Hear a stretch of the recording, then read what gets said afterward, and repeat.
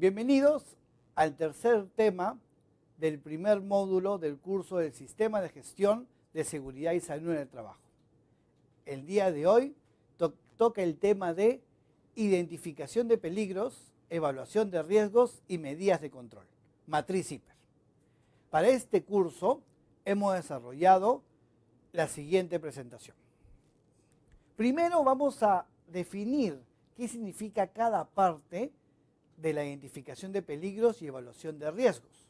Y la primera palabra importante de este proceso es la palabra peligro. ¿Qué dice las diferentes normas? Miren, según la OIT, Organización Internacional de Trabajo, dice que el peligro es una situación inherente con capacidad de causar lesiones o daños a la salud de las personas. Según nuestro reglamento de seguridad y salud en el trabajo, dice que peligro es una propiedad o característica intrínseca de algo capaz de ocasionar daños a las personas, equipos, procesos y al medio ambiente. Y según el OSAS 18001, que es una norma internacional voluntaria, dice que peligro es una fuente, situación o acto que tiene un potencial de producir un daño en términos de daño humano o deterioro de la salud o una combinación de estos. En estos tres conceptos que hemos visto de peligro, ¿cuál es la palabra que más se repite? Correcto, es la palabra daño. Entonces, ¿qué quiere decir que es el peligro? El peligro es la probabilidad de la aparición de un daño a las personas. ¿Dónde está el peligro? El peligro está en todas partes. ¿Y cómo es el peligro? El peligro puede ser cualquier cosa. Una vez de que ya sabemos qué es el peligro, tenemos que identificarlo. Según nuestra legislación, menciona que la identificación de peligros es el proceso mediante el cual se reconoce que existe el peligro y se definen sus características. ¿Qué quiere decir? Que tengo que darle características al peligro para poder encontrarlo, es decir, darle un nombre. Y ahí viene la clasificación de los peligros. Lo primero que tengo que hacer al momento de hacer la matriz Zipper es comenzar a ir por las diferentes áreas de mi instalación y comenzar a clasificar los peligros que existen. ¿Qué voy a hacer? Voy a examinar las actividades que hacen las personas, es decir, cuáles son los pasos que hacen, cuáles son los materiales o sustancias que tienen que tratar las personas, qué herramientas y equipos usan, cuándo se va a realizar el trabajo, de día, de noche, estación del año, cómo puede ser afectada la actividad por las personas, equipos y cómo éstas pueden ser afectadas a unos terceros. Entonces, para poder nosotros caracterizar al peligro, vamos a crear una clasificación de peligros. Y para crear esta clasificación de peligros, puede ser por un proceso, puede ser por un producto, puede ser por un área, pero lo que mayormente usan en lo que es seguridad y salud del trabajo es clasificar los peligros de esta manera. Peligros físicos, peligros químicos, peligros biológicos, peligros ergonómicos, peligros mecánicos, que también se conocen como locativos, peligros eléctricos, peligros de fuego y explosión, peligros psicosociales y otros. Dentro de cada listado de peligros que he manifestado, se van a poner todos los peligros que nosotros encontramos al momento de revisar un puesto de trabajo. Es decir, si por ejemplo comienzo a enumerar los peligros físicos que existen, vamos a tener que tenemos el peligro del ruido, a las vibraciones, a las radiaciones no ionizantes, al frío y al calor, a las corrientes de aire, a la ventilación, a la humedad, a la presión atmosférica, a las radiaciones ionizantes. Recordemos que los peligros físicos hay una norma básica de ergonomía y de riesgo ergonómico, la resolución ministerial 375 del 2008, que establece cuáles son las condiciones ambientales del puesto de trabajo. Si por ejemplo el peligro que yo encontrara fuera el ruido, tenemos que saber que el ruido tiene que estar a 85 decibeles durante las 8 horas de la jornada laboral. Si el ruido fuera mayor, tendría que buscar alguna protección hacia mi trabajador. ¿Qué otros peligros más existen? Existen los peligros químicos. Estos peligros químicos tienen que ver con todas las sustancias que tienen que usar el trabajador en su tarea. Los químicos que pueden ser líquidos, pueden ser gases, pueden ser sólidos, incluso también el polvo es considerado un peligro químico, para ver qué tipo de sustancia, descomposición de este polvo tiene y de qué tamaño es el tamaño del polvo que aspiran las personas, material particulado, etc. Otro tipo de peligros son los peligros biológicos. Estos peligros biológicos son todos los agentes biológicos que existan en la zona de trabajo, animales, insectos, hongos, bacterias que pueden existir. Otro tipo de peligros son los peligros ergonómicos, que tienen que ver con las posturas que nosotros tenemos. Posturas forzadas, movimiento manual de cargas, también tenemos los movimientos repetitivos, espacio inadecuado de trabajo, iluminación inadecuada y sobreesfuerzo. Estos peligros ergonómicos tenemos que medirlos en el ambiente de trabajo y ver si son condicionantes de alguna enfermedad ocupacional ergonómica en un futuro, como un síndrome de túnel carpiano, una bursitis, una tendinitis. ¿Qué otro peligro tenemos? Tenemos los peligros mecánicos, que son todas las actividades que realizamos. Por ejemplo, conducción de vehículos motorizados, maquinarias o piezas en movimiento, atmósfera peligrosa, trabajos en altura, superficies punzocortantes. Y también dentro de estos peligros encontramos a los peligros locativos, que tienen que ver con las condiciones del ambiente de trabajo. Peligros locativos como la superficie resbaladiza, irregular, obstáculos en el piso, carga en movimiento, objetos que pueden existir, escaleras sin la línea de marcación, sin barandas, todos son peligros mecánicos o locativos. Otro tipo de peligros que también podemos ver son los peligros eléctricos, que tienen que ver con la energía eléctrica. Otros peligros más que podemos ver son los peligros de fuego y explosión, con el material inflamable que puede haber en las empresas. Y terminamos con los peligros psicosociales. Todos los peligros que tienen que ver a causa del estrés, del moving, del acoso laboral que puede existir, la carga de trabajo, la monotonidad de la tarea, la repetición muchas veces de la tarea que estoy ejecutando, pueden ser variables que creen peligros psicosociales dentro de la empresa. En su material van a encontrar algunos videos de estos peligros que yo les estoy manifestando. Las consecuencias de que estos peligros no se controlen acaban en accidentes de trabajo y enfermedades ocupacionales. Bueno, ya hemos visto que es una identificación de peligros. Ahora vamos a ver los conceptos de riesgo. Nuevamente, según la OIT, el riesgo es una combinación de la probabilidad de que ocurra un suceso con la gravedad de las lesiones o daños para la salud que pueda causar tal suceso. Según el OSAS, es la combinación entre la probabilidad de la ocurrencia y las consecuencias de un determinado evento peligroso. Y según el Reglamento Interno de Seguridad y Salud del Trabajo, es la probabilidad de que un peligro se materialice en unas determinadas condiciones y produzca daños a las personas, equipos y al ambiente. Nuevamente, en el caso del riesgo, ¿cuál es la palabra que se repite en estas definiciones? Exacto. La palabra es probabilidad. El riesgo es la combinación de que la probabilidad y la severidad aparezcan en el peligro encontrado. Entonces, si el peligro está en todas partes, ¿dónde estará el riesgo? Exacto, en todas partes. Por lo tanto, siempre los riesgos están relacionados a los peligros. ¿Usted puede decirme, alumno, si existe algún riesgo sin peligro? La respuesta es no. No existe ningún riesgo sin peligro. Tiene que existir el peligro para que exista la probabilidad de que ocurra, es decir, la posibilidad de pérdida, es decir, el riesgo. Entonces, así como hemos visto los peligros físicos, químicos, biológicos, ergonómicos, mecánicos o locativos, eléctricos, de fuego y explosión, psicosociales, también van a existir los riesgos físicos, químicos, biológicos, ergonómicos, mecánicos, eléctricos, de fuego y explosión y psicosociales. Para entender un poco más los peligros y riesgos de lo que hemos hablado, vamos a ver algunos ejemplos.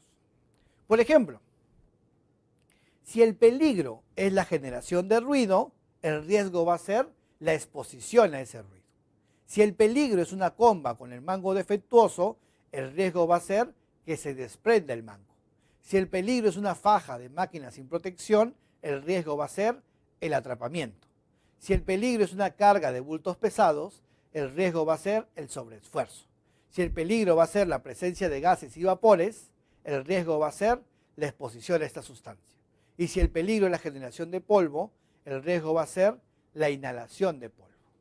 También para hacer encontrar los peligros y riesgos de manera más fácil, se puede agregar a la tabla que hemos creado las consecuencias de los peligros.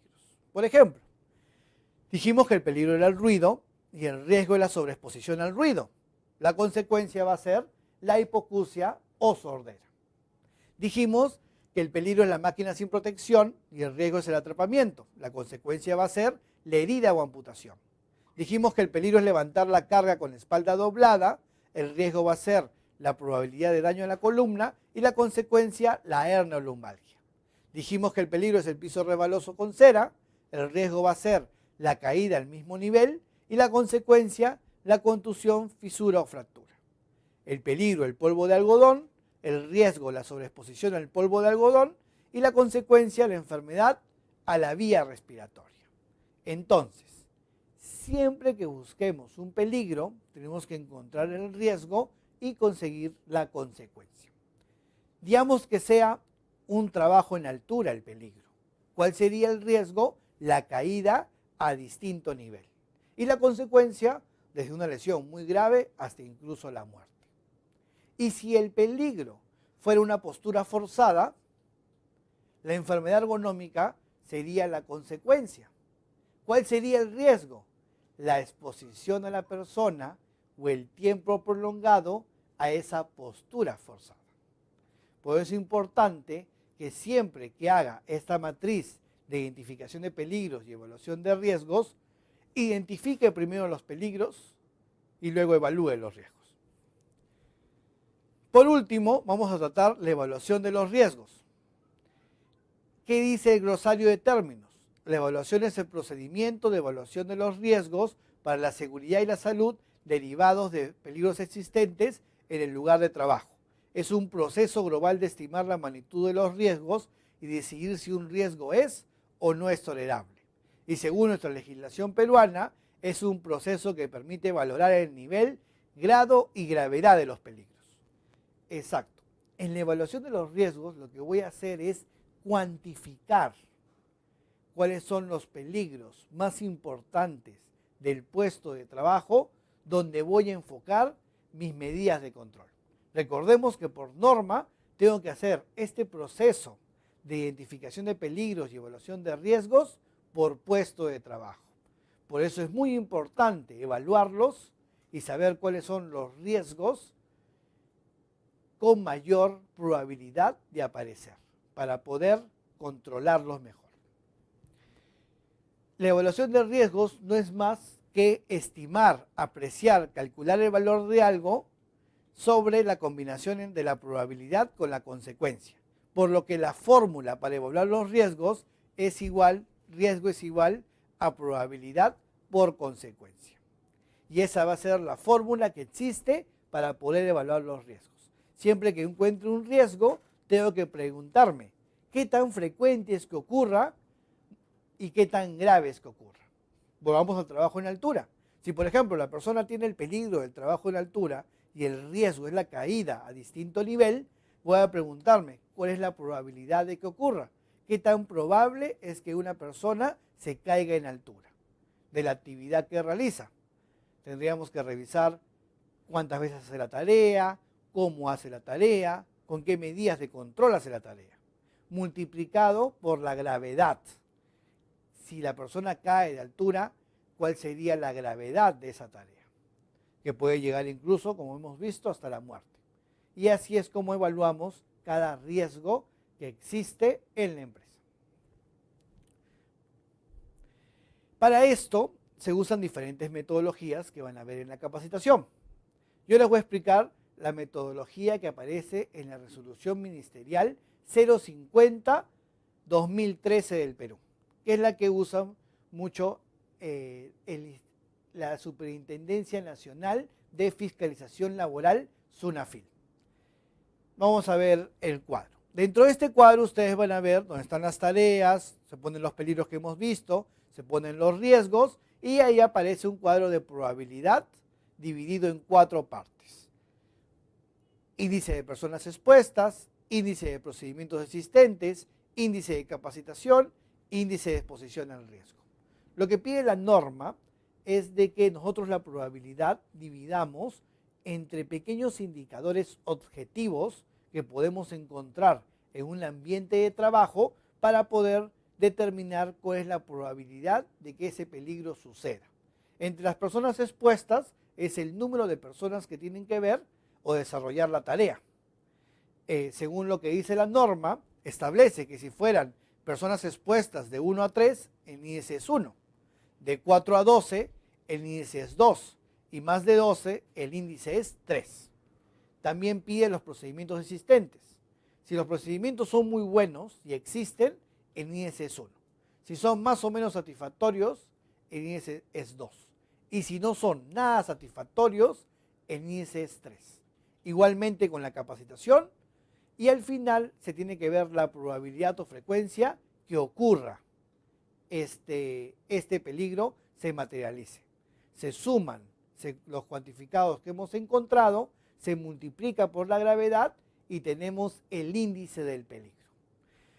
Para explicarlo de mejor manera voy a poner unos ejemplos. Vamos a poner un método simple, una matriz 3×3, como pueden ver en la pantalla, de que el peligro es igual a la probabilidad por severidad. La probabilidad puede ser baja, media o alta y la severidad puede ser leve, moderada o grave. Digamos que tengo un suceso. A la hora del almuerzo, 100 trabajadores pasan por esta ruta hacia el comedor y hay un buzón de registro del medidor de agua sin tapa. Esos que tienen 30 centímetros. Bueno, ¿usted cuál piensa que sería la probabilidad de que una persona meta el pie al hueco? Puede ser baja, media o alta. Déjeme ayudar. Si son 100 personas que tienen que ir a la hora del almuerzo, vendrían a ser 200 piernas. Por lo tanto, la probabilidad es alta. 3. ¿Y cuál sería la severidad? ¿Cuál sería la gravedad? Si una persona mete el pie al hueco de 30 centímetros, no creo que muera. Por lo tanto, no sería grave. Podría sí hacerse una fractura o podría torcerse, por lo que sería moderado. 2. 2 por 3 me da igual a 6. Magnitud de riesgo con 6, riesgo alto. ¿Cuál es la medida de control que podría hacer? Podría ponerle la tapa, podría señalizarlo, podría marcarlo. Esas son las medidas de control que tenemos que hacer con cada peligro que encontremos en el puesto de trabajo. Vamos a ver un ejemplo más para ver si todo quedó muy claro. Tengo un suceso que es un ascenso y descenso 2 veces al día de operario a torre de 40 metros de altura por escalera tipo gato.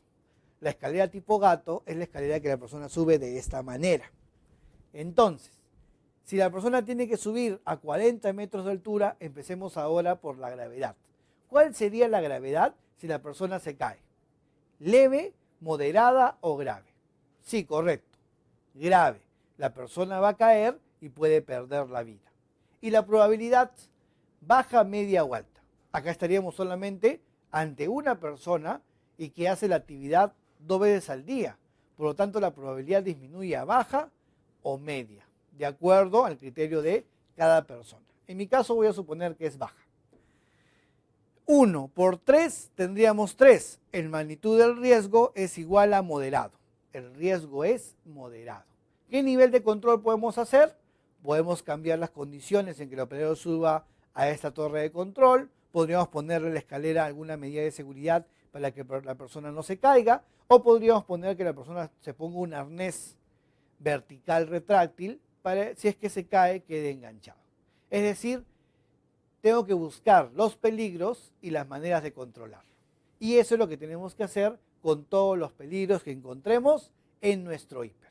Para esto vamos a culminar con los 10 factores claves para una identificación de peligros y evaluación de riesgos exitosa. Lo primero, hay que ser práctico. ¿Qué quiere decir esto? Asegúrese de que la metodología sea práctica, evite lo complicado. Si escogí una metodología para hacer el hiper de este año, quédese con esa metodología. Podría cambiar el método más adelante, pero mientras que empiezo a hacer el hiper, hay que hacerlo de esa manera. El segundo punto, el compromiso. Tiene que comprometer al personal clave. El tercer punto, enfoque de sistema. Tiene que mantener un enfoque sistémico. El cuarto punto, siempre hay que priorizar lo más crítico. Hay que priorizar los riesgos mayores o principales. El quinto punto es juntar toda la información. Para poder hacer este procedimiento de matriz hiper, primero necesito recabar toda la información posible. Junte y recopile toda la información. El sexto punto, como había mencionado en la presentación, empiece siempre identificando peligros. Nunca los evalúe. Primero identifique todos los peligros del puesto de trabajo. Para pasar al punto 7, valorar y comparar, es decir, evaluar los riesgos. El punto 8, siempre que va a empezar a hacer un hiper, diagnostique, determine cuál es la situación actual de la empresa, cuáles son las características para ver cómo mejora la empresa con el hiper. El punto 9, asegure que este hiper incluya a todos los trabajadores, tanto también contratistas y visitantes, es decir, todas las personas de la empresa. Y por último punto, recuerde que todo debe tener evidencia, por lo tanto, registre, controle y documente todo lo que hace para desarrollar este hiper en el puesto de trabajo. Bueno, es importante que hayan aprendido cómo hacer el hiper, cómo usar la metodología, y lo más importante en el tema de seguridad y salud del trabajo es que aparte que tenemos que alcanzar la meta de 0 accidentes o impactos ambientales, porque más allá de una cifra estadística de números u otros, detrás de un accidente o impacto ambiental hay un personal y detrás de esa persona hay una familia. Y eso es lo que más nos debe importar al momento de desarrollar el sistema de gestión de seguridad y salud en el trabajo. Muchas gracias.